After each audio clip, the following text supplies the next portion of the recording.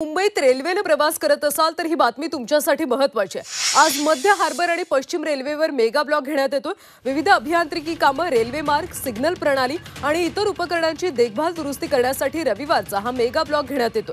ठाणे दिवा दरम्यान 5व्या आणि 6व्या मार्गिकेवर सकाळी 10:50 ते दुपारी 3:20 ब्लॉक असणार आहे। तर CSMT चुनाभट्टी वांद्रे दरम्यान सकाळी 11:10 ते दुपारी 4:10 ब्लॉक असणार आहे। पश्चिम रेल्वेच्या सांताक्रूज, गोरेगाव अप आणि डाऊन जलद मार्गावर सकाळी 10 ते दुपारी 3 वाजेपर्यंत ब्लॉक असेल।